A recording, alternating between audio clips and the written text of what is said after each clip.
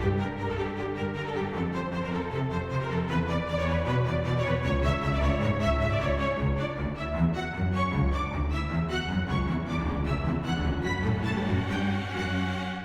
great pleasure today to introduce Missy Hughes, who is running for governor. We're very excited to have her here today. Missy is a longtime dairy industry leader and proven job creator who has spent her entire career delivering opportunities that move all of Wisconsin forward. Now Missy is running for governor to build a Main Street economy that thrives for every Wisconsin worker, family, and business. For 17 years, Missy served as an executive at Organic Valley, helping the farmer-owned dairy cooperative grow to $1 billion in sales while keeping 1,600 family farms on their land. She understands Wisconsin agriculture inside and out and knows what it takes for rural communities to prosper. And I have to put a little addendum in here that my brother was the owner and is the editor of the Cheese Reporter, the voice of the dairy industry.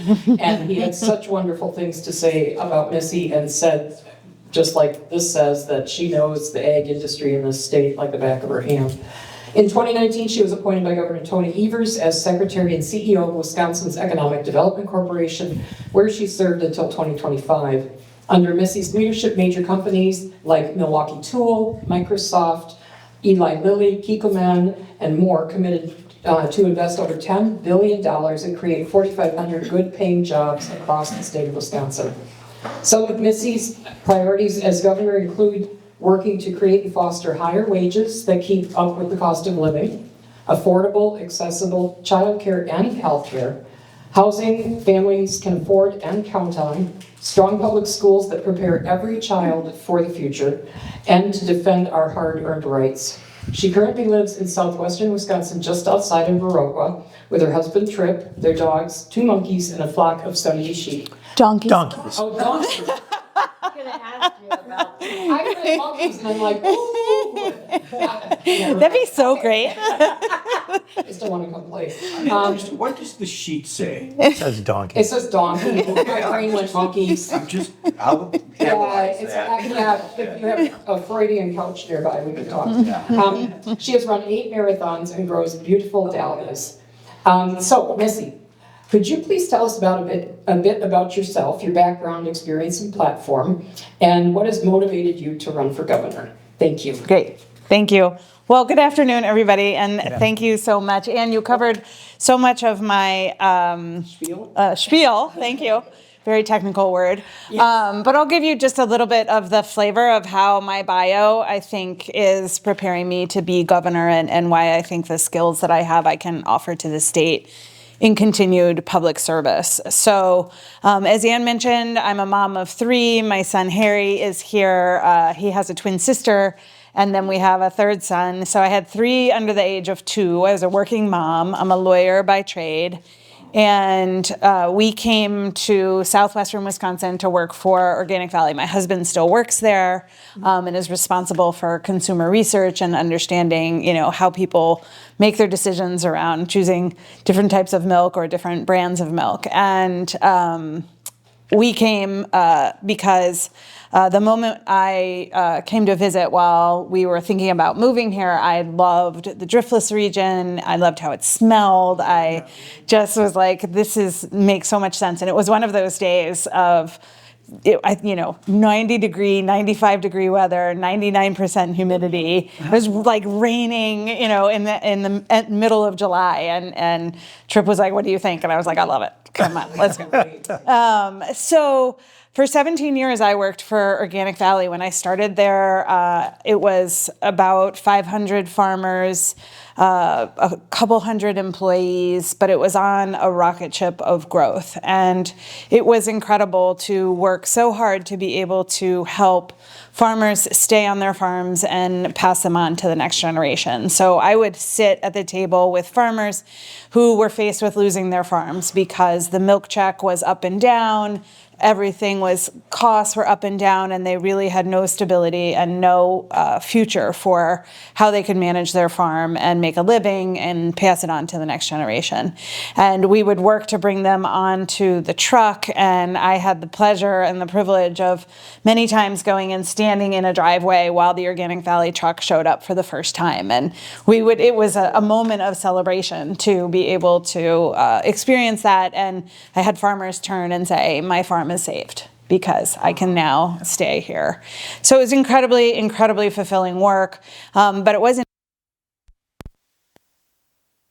consumers about good food and about the opportunity to have organic, nutritious food that was produced in conjunction with Mother Nature, with no herbicides and no pesticides, and making sure that we had grown to 900 employees, we had built buildings, and making sure that everybody was waking up every day thinking about how do we get that milk from the farm all the way to the consumer's table, and when they open up that milk, making sure that it wasn't spoiled, that it was the best that they could have, because that was key for the whole puzzle to work out together. So I did our government relations. I fought in Washington to protect organic.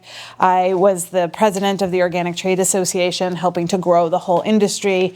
Just did an incredible amount of work that I loved every day. And about 6.5 years ago, Governor Evers came and said, would you take your skills about that about rural communities and about farming and agriculture and help serve the state as the lead of the Wisconsin Economic Development Corporation. And while it was very hard to leave OV, it was also really exciting to have the opportunity for public service. And so I jumped ship. And the very first day as secretary, they sat me down and said, great, now you have to clean up Foxconn. I was like, okay, well, this is something different. And, I'd had my head down working in organic farming and raising a family, and they gave me a 4-inch binder and said, here you go. And so, as I look at it now and what we're experiencing in our world right now, I really had to clean up a Donald Trump mess and a Scott Walker mess. And it took a lot of time. For me, it was really important to do the very best we could for the state of Wisconsin, not have a long, drawn-out fight, but find a path forward. And so we were able to renegotiate the agreement with Foxconn and save the taxpayers from about $2.85 billion worth of liability that was hanging over the taxpayers' heads. And then just a few months later, the economy shut down because of COVID. And my kids looked at me and said, I thought you were in charge of the economy. And I was like, yep, here we go. And so we rolled up our sleeves, and the economic development of Scott Walker was about chasing smokestacks and companies like Foxconn, but we had small businesses all over the state that were just, under so much fire and having to reconfigure how they were doing business, whether it was curbside delivery or putting igloos out in front so people could eat safely, all of those things. And we needed to be there to support the businesses. And so we rolled up our sleeves and rejiggered economic development to really be thinking about our main streets and our small businesses. And we were able to help small businesses to the point where Wisconsin was #1 in the country for delivering federal dollars to businesses and for economic development. So just really leaned in on how do we think about coming out of this as strong as we can, and how do we work at the foundational levels in all of our communities to move us forward. And one of the most exciting things that we did was called the Main Street Bounce Back Program.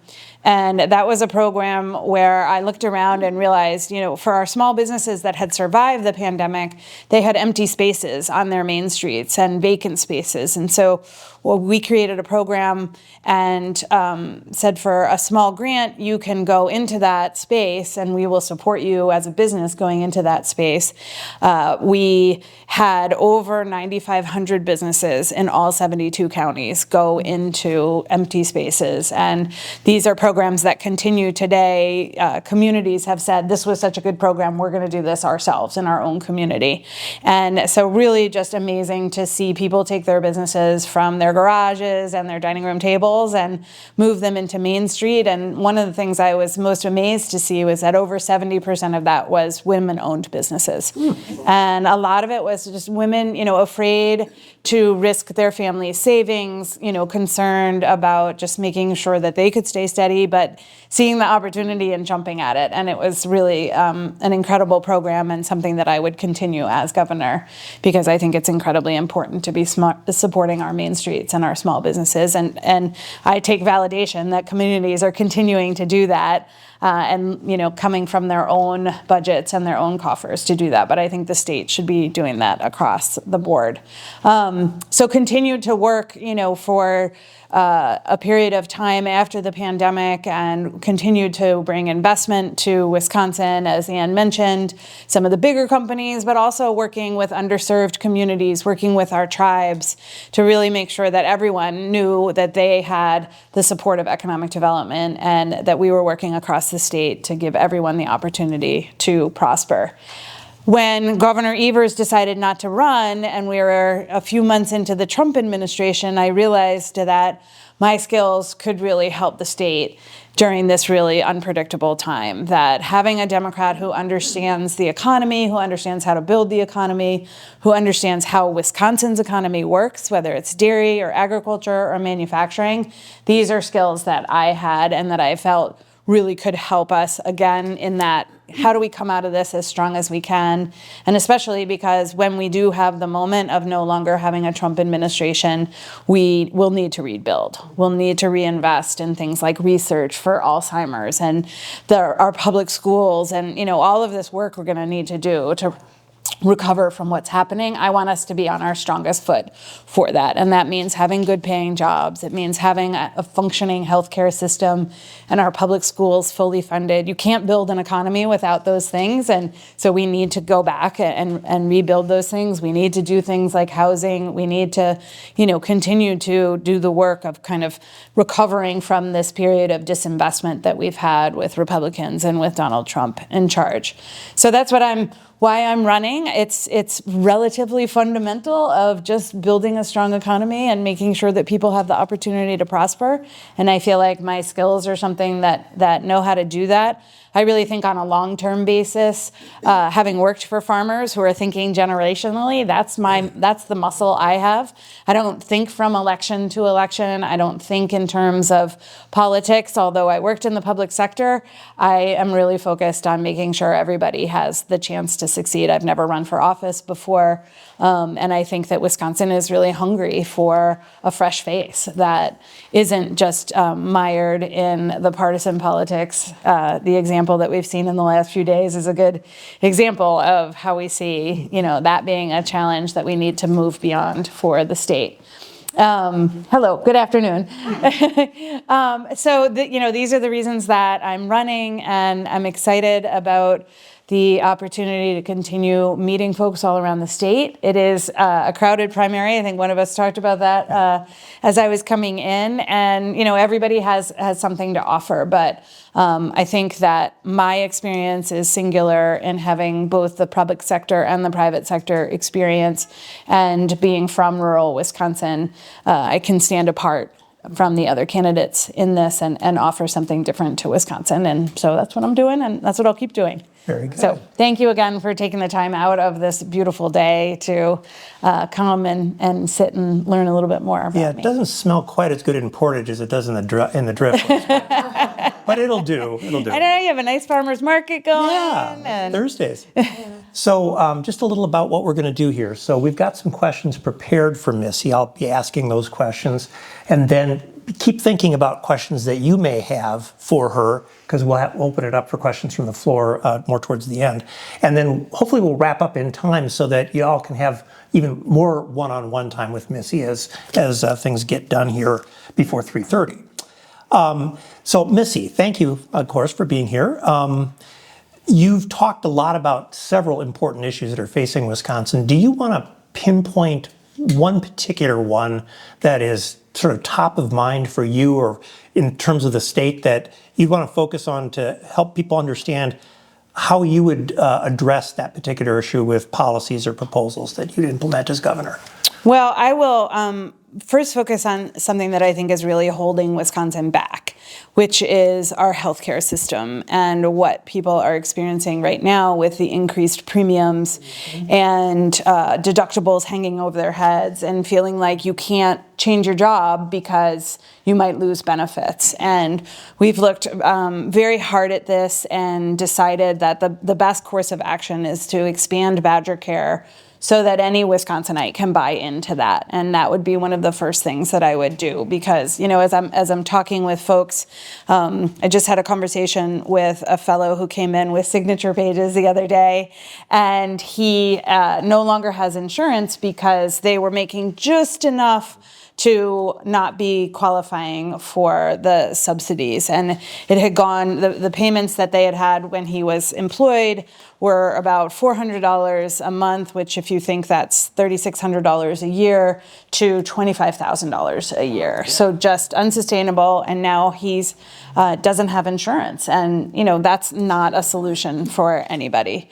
And, you know, I just see that as something that's really holding people back. My other friends down the road have $30,000 worth of premiums and a $15,000 deductible.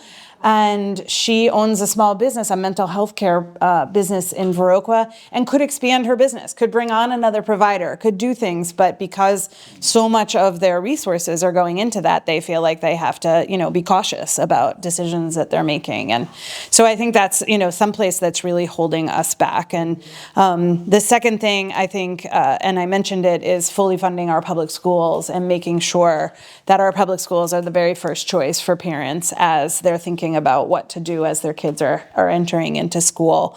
And I really think that we need to be thinking about our education system as starting at age 0 and, you know, including childcare as a public good, and then all the way, you know, through our universities, through our tech colleges. We have always been a state of education, and we need to get back to that. We've desperately underinvested, and we know that that investment is going to turn back around and pay us dividends.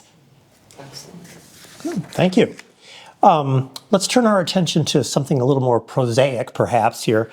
Over the years, the state's mandated that local governments, and we've got a lot of local government interests here in the room, local governments need to pay more and more for services, but the state hasn't been providing funding for those services. At the same time, the state's limited local government's ability to raise money for even essential services.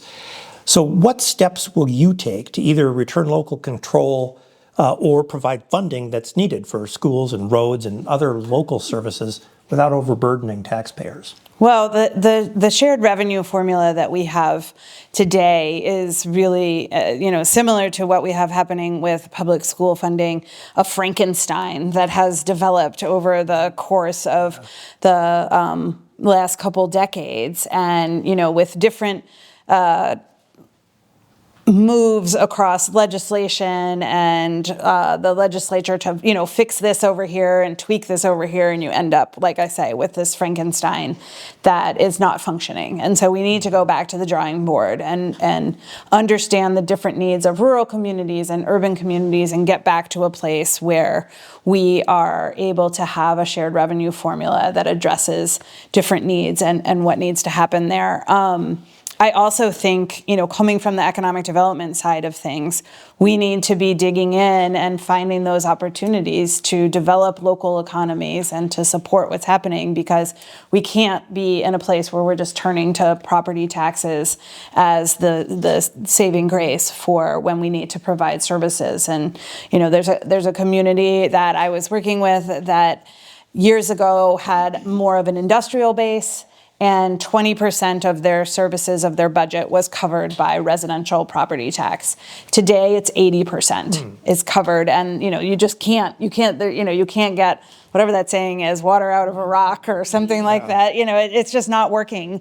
And so I think that both we need to have new formulas for how we are sharing revenue across the state. And that's really one of the most progressive things that Wisconsin has done, to say we are going to share across the state because we know that this is that everyone brings benefit to Wisconsin. And but at the same time, we've gotten to a place where that formula is just not working. Good, thank you. let's turn our attention to you mentioned some of the dysfunction that's currently existing both at the state and federal levels.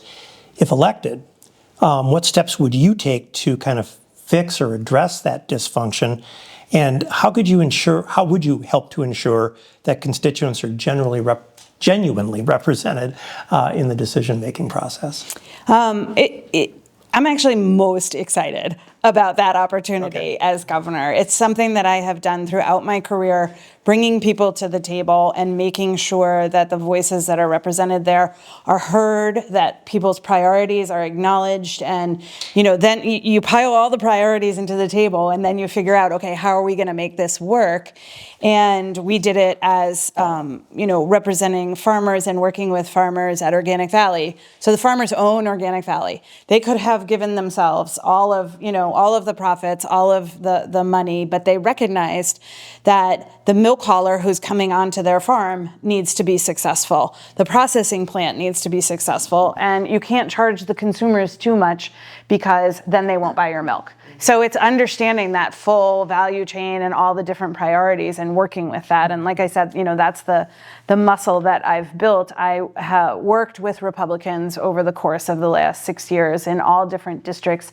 I didn't treat economic development the way Donald Trump does. It's not like you can pick and choose who gets to be successful. You have to make sure that everybody has the opportunity. And so that's the work that I did. And I was unanimously confirmed by the Republican Senate twice, the only secretary who had that done. And so, I think that there's plenty of opportunity to have everyone heard. And one thing that your question just made me think of that I want to come back to is when I started at WEDC, the governor created the Office of Rural Prosperity and put it at WEDC.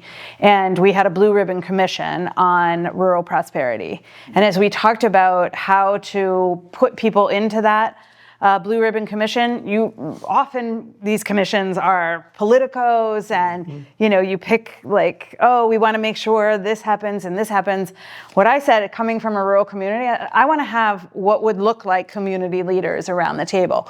So we found a banker, we found a farmer, we found a mental health care provider, and what you would imagine happening at the community center or at City Hall to try to think about how do we do things together. And it gave citizens who had never participated in something like that the opportunity to engage and in really amazing ways. And ultimately they produced a report, and it guides the work of the Office of Rural Prosperity now.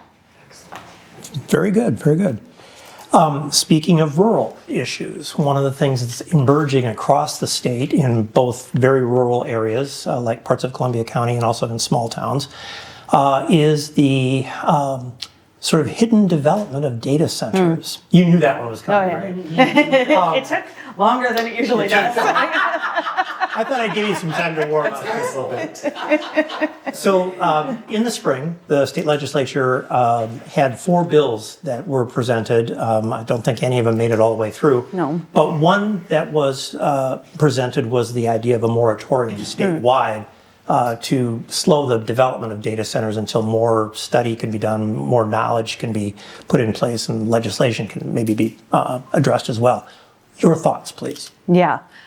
So I'm not in favor of a moratorium because honestly, I feel like that's government kicking the can down the road and saying, I'm not ready, whoa, we can't deal with it. And that's not what functioning government needs to do. We need to be flexible and dynamic and be able to respond in the moment to what is happening. And I was involved in a number of the conversations, not only with data centers, but with other companies coming here. And so always was at the table saying, we need to protect the environment. We need to make sure this isn't going to cost Wisconsinites more.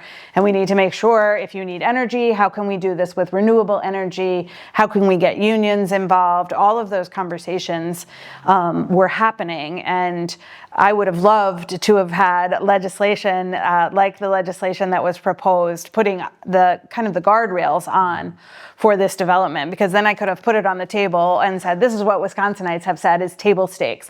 I still was doing that, but it'd be nice to have, a little bit of authority behind that.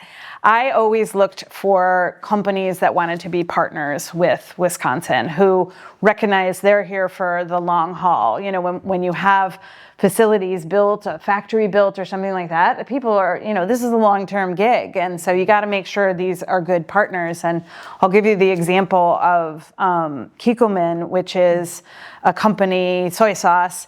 They have had a facility in Walworth County in Wisconsin for over 50 years. And they've been amazing partners for the state. They've given money for research to UW-Madison. They gave $5 million to UW-Milwaukee for freshwater research, because freshwater is incredibly important for soy sauce and also really important for all of us. So just a really, really good partner. And when they came to me a couple of years ago, they said, we're going to expand. We think we're going to go to Indiana or Ohio. And we were like, no, we want you to be here. We want you to expand here, because they buy our farmers soybeans, you know, they employ people. And so we worked for 15 months with Kikkoman to convince them to be here and be partners with us. And ultimately they said, you know what, you guys have worked so hard and made us feel so welcome that we're going to do it here. And they're investing in a new facility in Jefferson County, $600 million, and then expanding their Walworth County facility by $250 million. So just, you know, that's the kind of partners that we need to have. And as I'm talking with folks about data centers and all of, you know, whatever economic development is happening, having someone in the room who understands how these conversations go, who understands that you don't have to take everything that the cat drags in, because there's other opportunities coming down the road.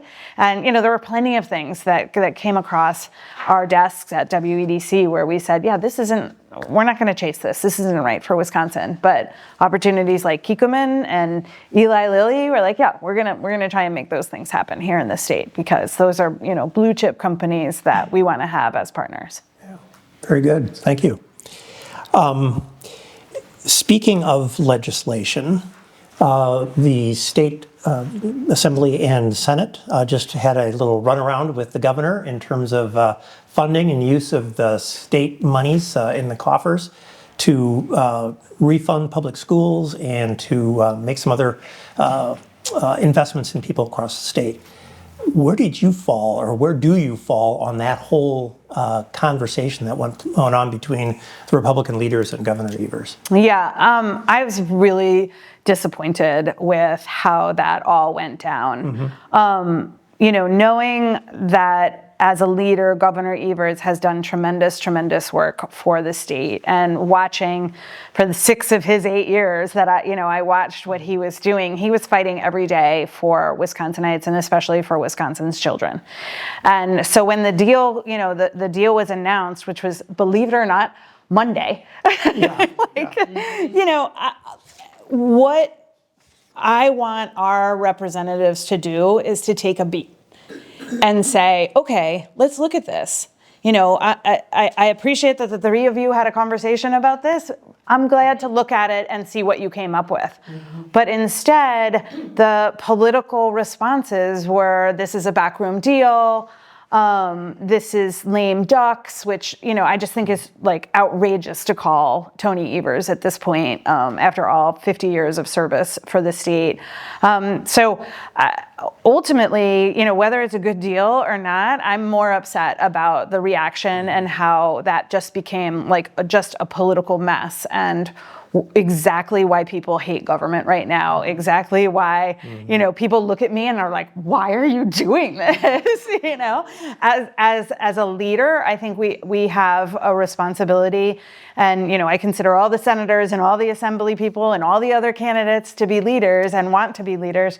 We have a responsibility to not, you know, govern by press release and not wait, we have to wait for the next election. Of course we want to have a trifecta. Of course that's what happens. But at the same time, governing can't wait for politics. And so, you know, I really, I have been outspoken in support of Governor Evers and his efforts to move something forward, and so disappointed that we didn't have a chance to look at it and say, is this a good thing? Mm-hmm. Wisconsinites are struggling right now. People are, you know, paying a lot of money for gas, and who are we to say that $600 or $300 is enough or not enough? And $300 million for special needs education is a bundle of money. Yeah.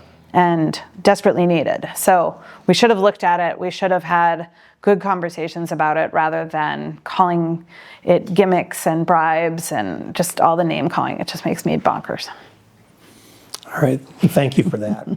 I have 2 questions, and then we'll open it up for others. So I'm not chomping on all your time.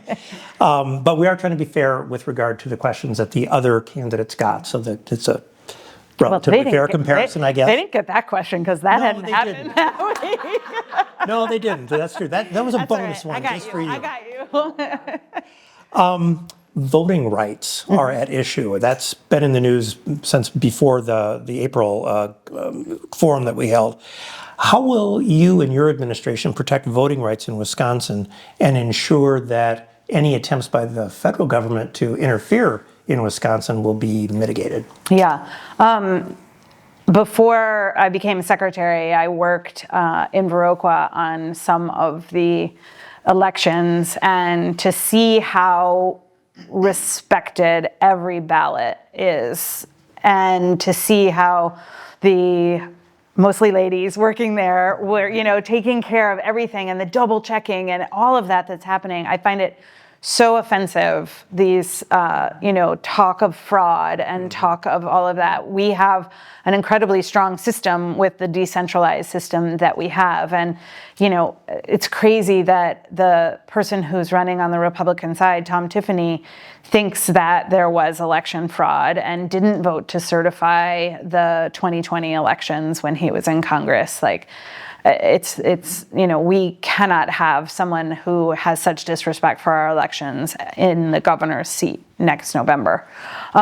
What I would do is make sure that our election workers have the resources that they need, that we are paying attention to each and every polling station and making sure that if there's any challenges there, if we need to put we have a great system of lawyers being able to get calls, but we might need to have lawyers on the ground in places assisting and volunteering there. And I know that we have plenty of folks around the state that would help do that.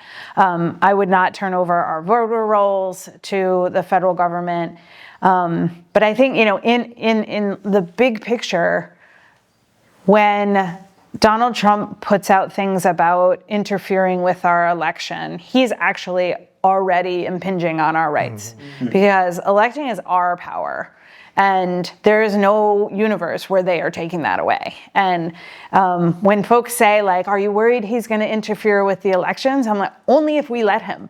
And so we have to be on the offense and making sure, you are not going to interfere with our elections. As a lawyer, I know you can always be on the defense, or you can figure out how to go on the offense. And I think we have to find those moments to also go on the offense.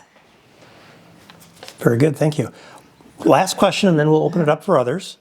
Do you support legalizing medical marijuana and recreational marijuana in Wisconsin? And do you see any lessons that should be learned from other states in the area that already have done that? Yeah, it's actually how I want to legalize is precisely by looking at other states and learning lessons from what they've done right and what has worked and what hasn't worked. I think we see in Michigan right now, there's a lot of challenges around the licensing of distributors. So what could they have done better? Colorado's been doing this for a long time. What could they do better? And of course, Minnesota took a tact that gave tribes a head start. And I think that's something that we should look at. So all of those different ways of looking at it. And, I think there is a piece too of learning what can we do to make sure that we're protecting young people, that, we're thinking about the impacts of legalizing marijuana and access to marijuana, because I do, think there is still some concerns around health of use of marijuana. So just making sure we're being as smart and as we can be and educating the population about it. Thank you very much. Questions from the audience? Yeah. Given your legal background, you've talked about some of the challenges that you see that our state is dealing with, and in looking at some of those problems, or maybe some that haven't even been discussed yet. If you could wave a magic wand and change a law or laws, for Wisconsin that would make our governance better for our citizens? Like, what would you change if you had all the power? Magic wand. Can I change something that's not a law or a regulation? I think what I would change is the respect that we have for our teachers, for our school boards, for our public health providers. These are people who are here to help with the best of intentions, and undermining their work has been a consistent So Act 10. path. Yes. Yeah. A consistent, right. I guess that's the right answer to that question. Yeah, I mean, I think that undermining those individuals has really done such great damage to how our communities work and how people can find services that they need, or how our teachers can feel strong going into the classroom to help kids that need help, and just, basic teaching of our children. I think that has really damaged the fabric of our communities.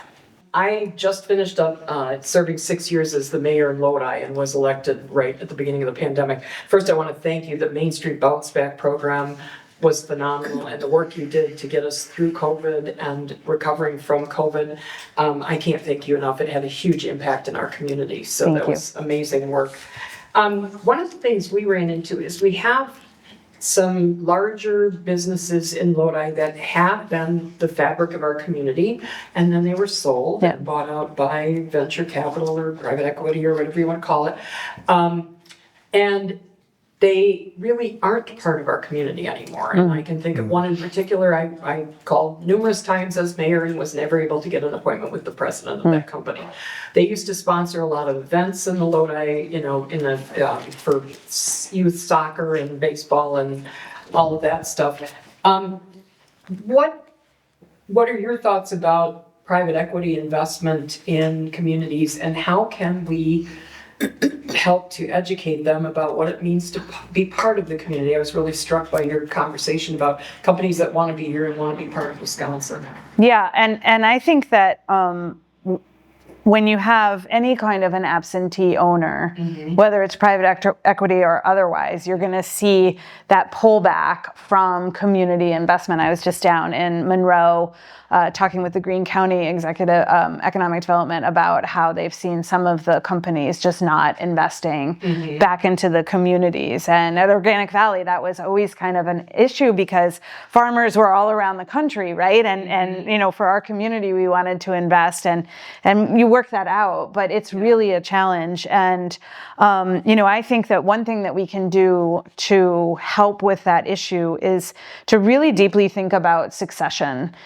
And if you have a small manufacturer or another type of business that the owners, are getting ready to retire, how can we help the employees buy that business? How can we help, keep that ownership within the community? Sure. And I think that there are much better ways we can be doing that, especially with an aging population, whether it's farmers or whether it's manufacturers. These are businesses.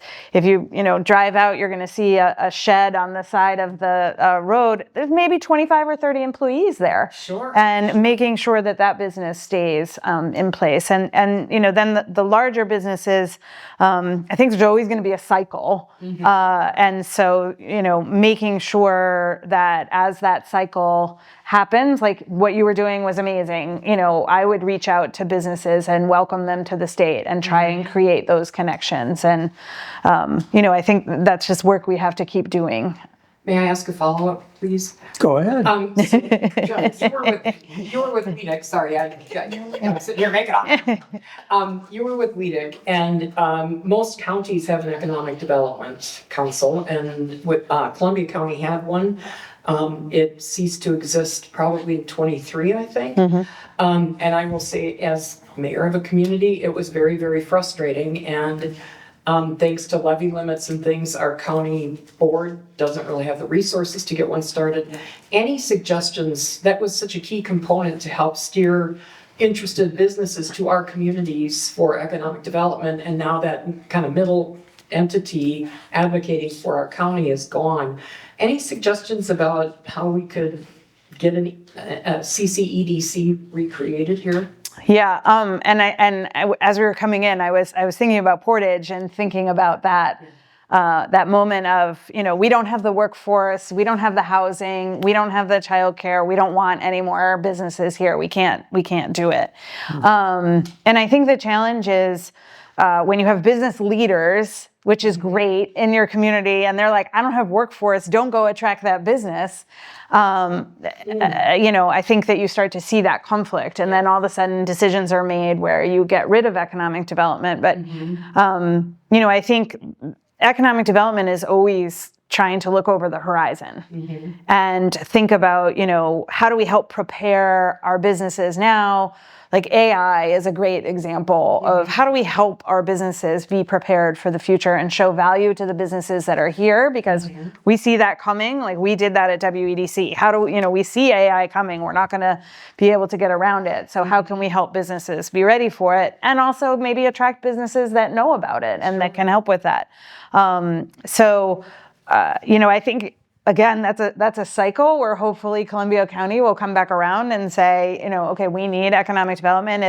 If data centers become the easy fix for economic development, you need someone who's stepping in and saying, okay, we're going to actually go find those different types of businesses. But it is, I think, one of the first things to get cut, or one of the first things to be a half-time person, or a third of a time. And so, yeah, but I think seeing the value that it brings and showing the value while it's here is hard when it's not here. And I've seen that around the state. I mean, every community is dealing with a lack of both resources, financial and human.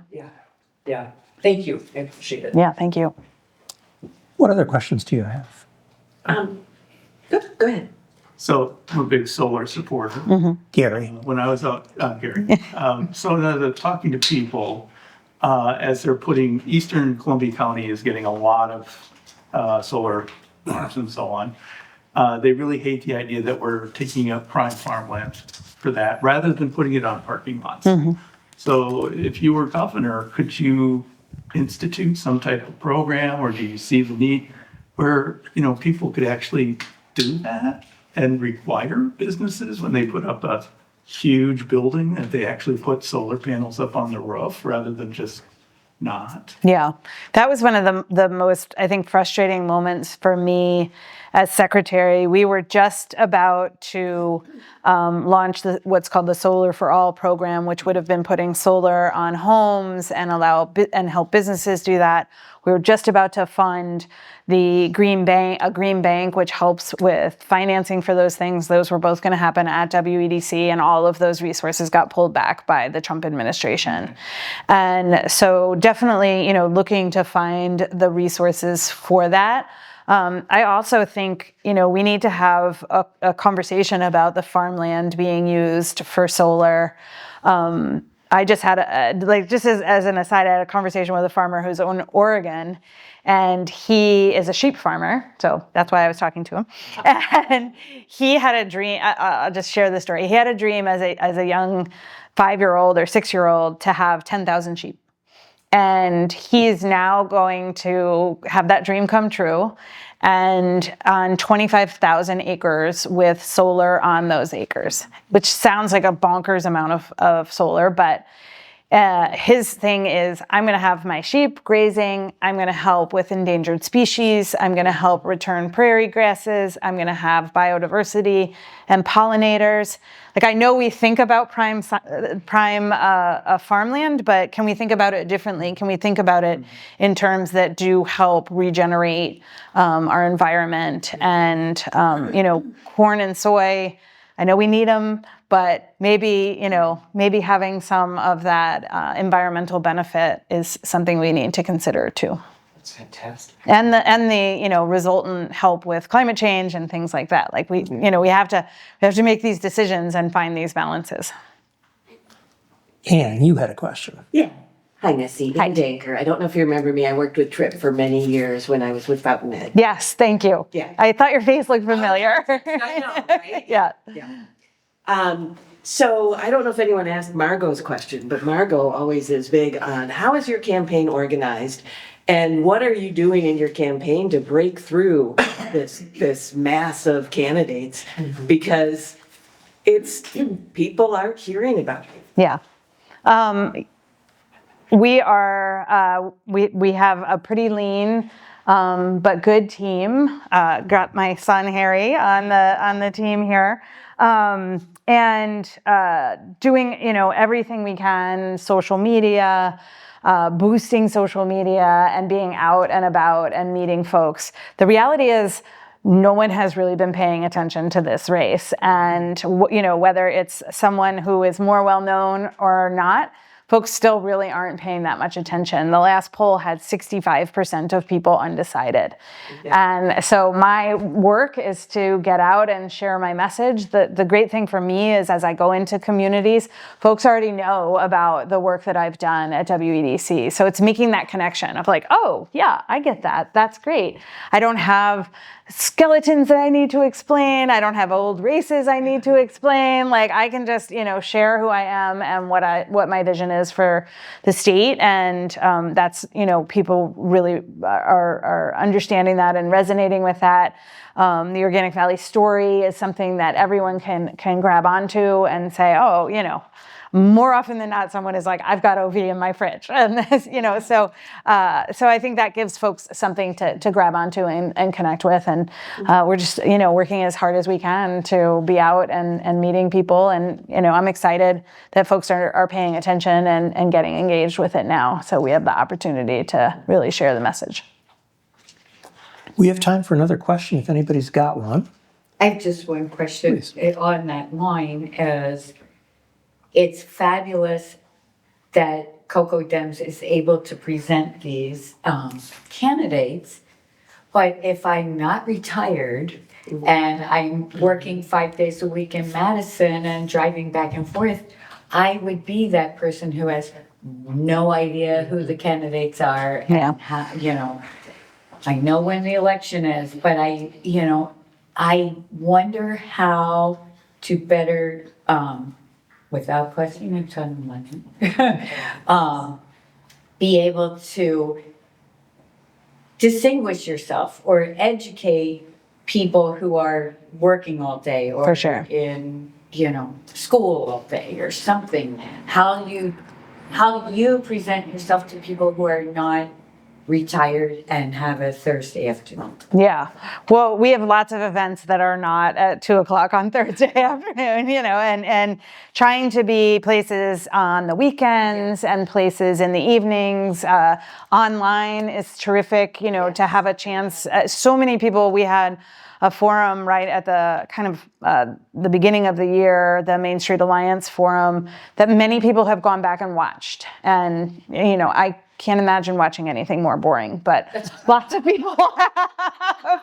Maybe lots of people have watched the Columbia County Forum. I'm just participating in them. So, but I think that's, we just have to be in any mode that people are looking for. And that's why I think, now that you see, like a lot of this is happening on social media, a lot of folks are, presenting themselves there and putting their ideas out there so that it's, while you're scrolling, you can see it, and then maybe you'll look more. But it's a question of getting people engaged and understanding we're at a really important time for the state, and we all need to be paying attention to what's happening. And I'm sorry, my name is Maureen. Thanks, Maureen.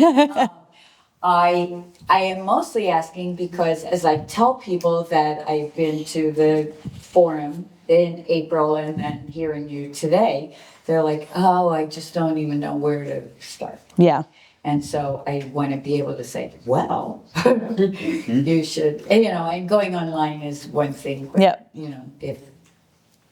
or go online and see where you're going to be and then send them to those locations. Yeah, I think, I was thinking about this the other day, Maureen, while I'm driving someplace. I think and I'll follow up and suggest this. Like, I think that Dems should host a website or something where you could have like a one-stop shop. It's an unusual situation where we have this many candidates and there's this much to learn about their different views, because everybody is pretty different.